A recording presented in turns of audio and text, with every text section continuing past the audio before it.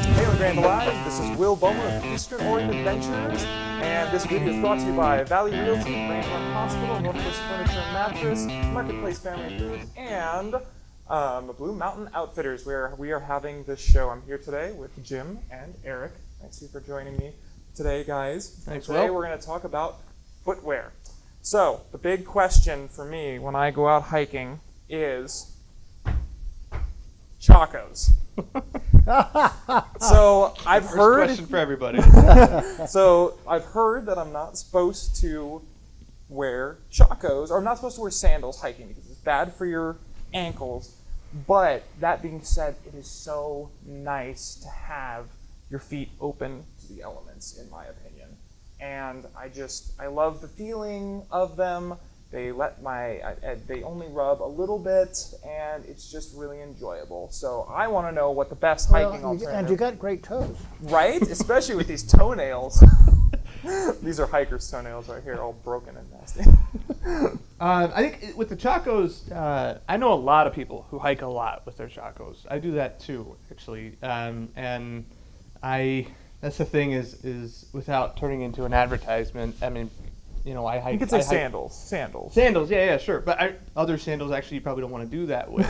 If you have a decent, like, arch support and, like, the sole of a Chaco, part of what makes Chacos a Chaco is the sole and the footbed are really, really supportive and strong. They hold up, and they're, like, a lot of them are, like, heavier than most of my boots that I sell. So a Chaco is really, really sturdy in that sense. I hike with mine all the time.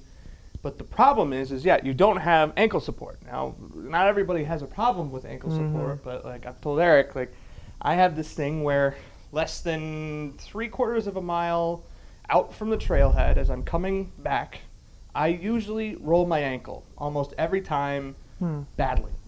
Every single time. Doesn't matter what kind of, well, definitely it's happened many times in my Chacos because that's just, they don't have any support, right? But I have to be really careful because my ankles are just super, super lame. Now, not everybody has lame ankles, so I don't think, I mean, like, you don't have that problem, right? You're the Right, I'm the low cut boot guy. Eric has requested that we call him a senior citizen at this point, not an old person. I think he was he didn't appreciate the old I wasn't. person. No, I wasn't offended. I mean, I know, I'm just youth gonna dig is up. youth, Will. I kind of expect it from young folks like you. Yeah, of course, because I'm the young person. So yes, and it's really nice to hike with Chacos because they're simple.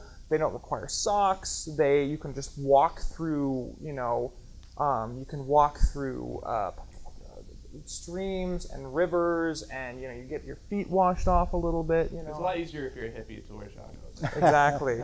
I'm sporting the pulled up pants look today, just to showcase my. That's perfect. We need my legs. But Eric, so way on the height thing. Sure. Yeah. Well, in terms of the first section I did on the Pacific Crest Trail long ago, we ran into a couple that had hiked the whole PCT up into Oregon with sandals. Now they had closed toes, and I can't recall if they were wearing socks or not. And I've never hiked in sandals, so I can't give you a first-hand opinion.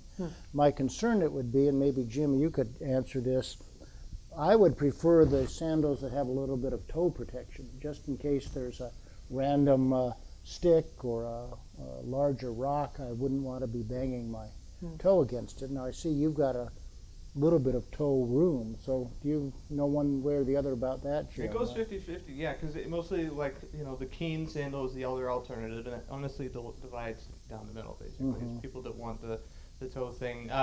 With Chacos, you can have the ones with the toe loop, which gives you a little bit more stability.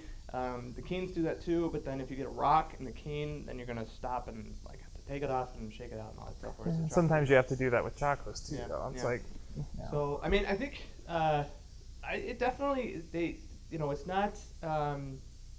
It's a nice thing to be able to have, and they're in a way more versatile, and certainly less expensive than getting, a heavy boot or something like that. But I don't know. There's also, I think the next question is if you're going to shoes or boots, waterproofing basically, because the more you waterproof, the less you breathe. Basically, is the trade-off. So And if you try to go get the best of both worlds, you're going to be paying a lot of money. Usually. So I don't know, Eric, where do you fall in waterproofing?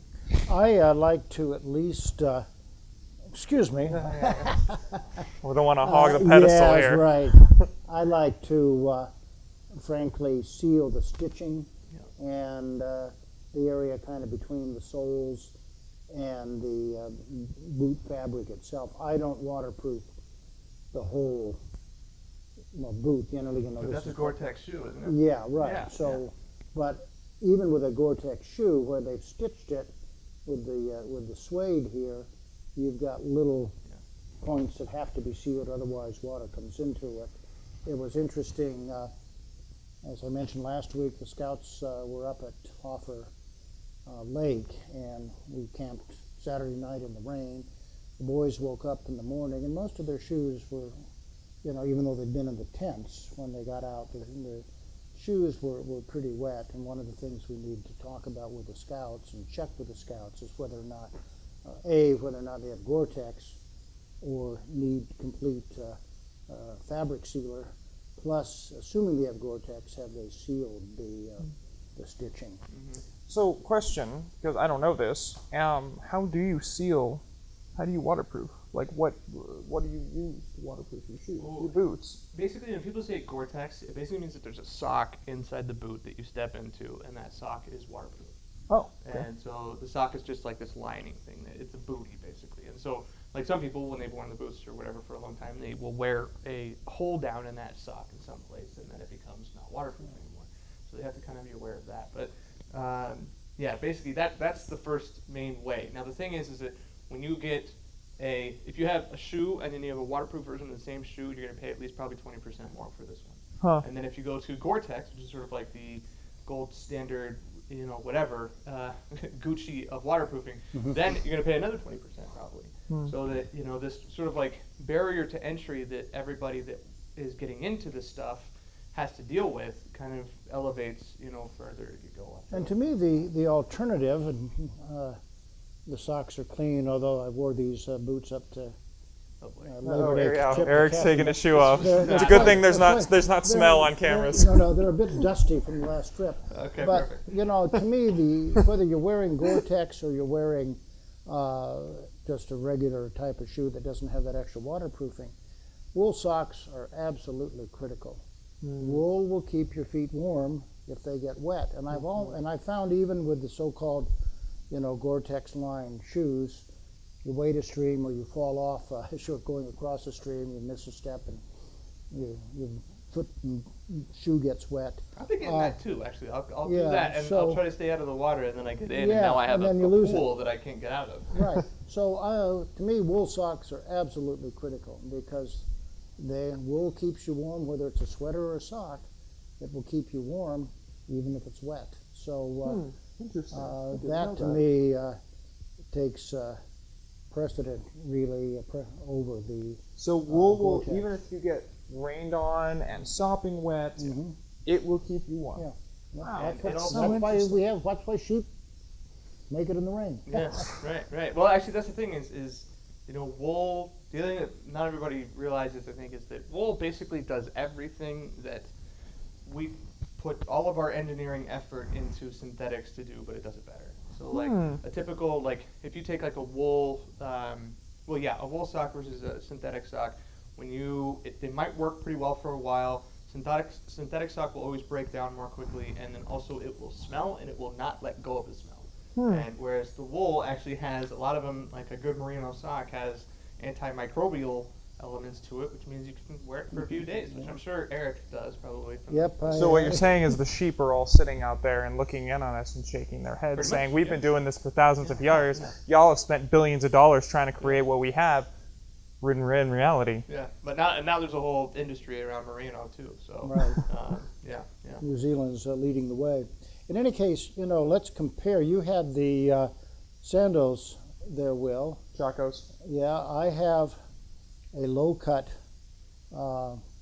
trail shoe, and Jim, you have the more of the boot, the high top. It's a mid. It's been Mid, yeah, enough to help okay. me with my ankle situations. Yeah, let's get a But shot of that. There you go. uh, Let's get a shot of that shoe yeah, right yeah, there. let's do You it. gotta Let's model do it. Model it. So it's I mean it's a nice thing to have a little bit of support. If I just went with a regular shoe, I'd have a hard time, I think. And this isn't really, it's just kind of like a trail runner, but I mean it's not really about the advertising to me too much of like the different types basically, but it's like the sandal is helpful for somebody that's got a strong ankle and isn't going to have an issue. This level is also kind of a similar thing, but it's more support and stability and wear.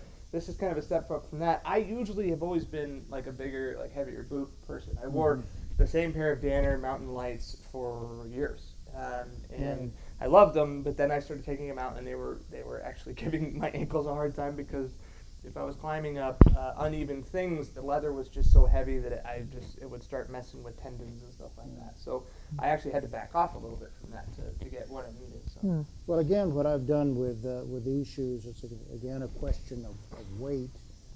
Maybe Jim, you can. I like from what I was reading in Backpacker magazine and elsewhere, the amount of energy and weight you save with lighter shoes versus heavier boots is immense. And is there a formula? I think we were talking, Jim, before we went on. I just read that it's actually from the Army, a like rucking aphorism, a packing aphorism from the armies, that 1 pound off the foot is equal to 5 pounds off the back. And that's significant. This is cool. That's again, good information. I don't know.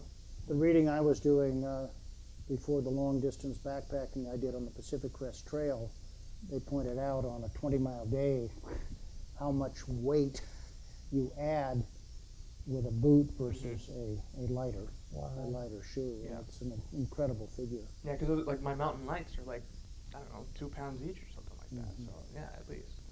And you know, Jim, I handle the ankle turning issue with hiking poles.